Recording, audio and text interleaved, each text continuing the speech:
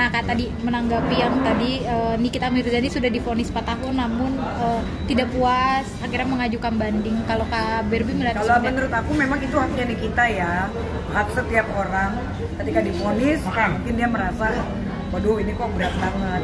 Tapi kalau pandangan kacamata saya sih, kalau saya jadi dia sih pasti saya menerima, karena kan pasti hakim itu untuk menentukan vonis itu kan sudah dengan pemikirannya dia yang ibaratnya dengan sesuai porsinya. Jadi ketika nanti ini kita banding, takutnya JPU juga banding karena kan tuntutannya itu kan dari 11 tahun ya. Nah saat ini kan hakim udah bijak, TPPU-nya kan tidak masuk, makanya gugur ya kan. Tapi takutnya nanti hakim berpikir, wah udah dikasih segini porsinya masih tetap tidak puas lagi kan gitu.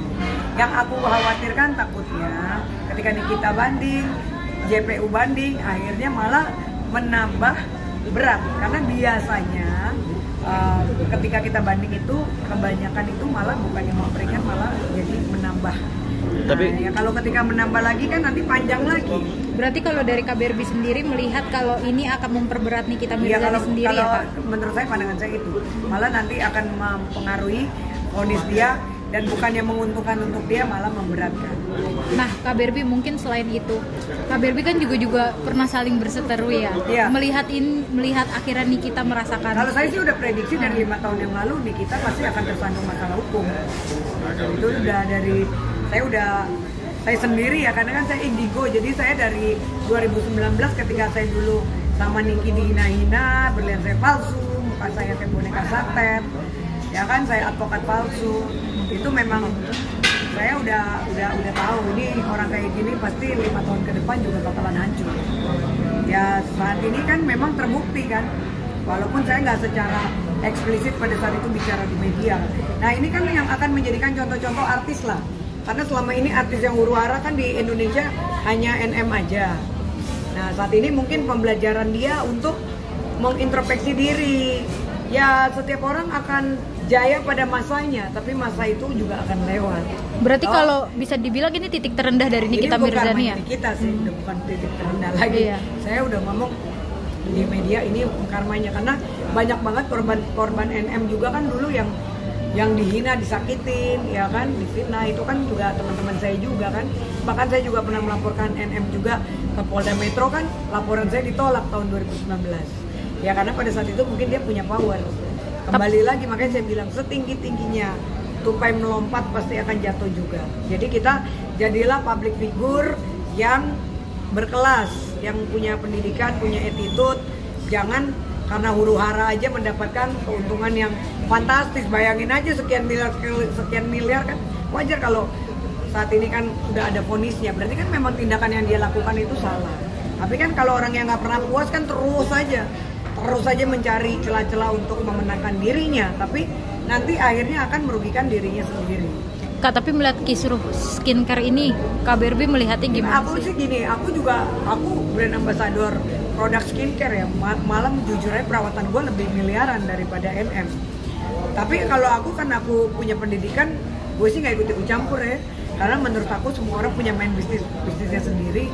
Jadi aku nggak suka sih menghina-hina orang, atau aku main di medsos merasa gue main power, gue bikin huru-hara untuk mendapatkan keuntungan. Kalau ini kan memang ya dari dulu, nggak usah skincare. Yang namanya NM kan dari zaman dulu juga. Lihat orang naik dikit disikat, disentil, naik dikit ini bahkan sampai Habib Rizik aja disikat juga. Ya sampai akhirnya jadi rame ya kan. Ini kan hal-hal yang tidak terpuji sih. Jadi memang sudah sepantasnya saat ini ya dia memang sudah waktunya untuk diproses hukum agar apa? Kedepannya ya dia juga harusnya berpikir gini loh, kan lu seorang ibu ya dong, kalau lu ada apa-apa kan yang kasihan anak, harusnya itu dia pikirkan dari sebelumnya. Tapi kan sulit ya, dia udah merasa nikmat dengan huru-hara itu, memang udah marketnya dia untuk seperti itu ya. Saat ini kan akhirnya ini kan efek banyak kesalahan-kesalahan dia di masa lalu yang akhirnya saat ini jadi berakumulasi, walaupun kasusnya hanya dengan dokter Reza Gladys, tapi kan tidak menutup kemungkinan akan ada lagi nanti. Takutnya kan yang dikhawatirkan ada laporan lagi hal-hal yang lain, karena saya tahu banget banyak banget yang pihak yang kecewa atas tindakan Niki gitu. Mungkin Kak untuk atau doanya atau pengennya Nikita gimana sih? Ya pokoknya kalau saya sebagai temennya, saya berharap semoga Nikita untuk kedepannya apapun nanti hasil vonisnya, walaupun saya khawatir itu akan menambah, ya semoga Niki bisa lebih dewasa. Ingat anak Niki, ya kan lu ngapain kaya-kaya tapi anak lu nanti sengsara. Uang itu nggak akan ada habisnya. Dan ingat, kita cari duit yang halal-halal aja.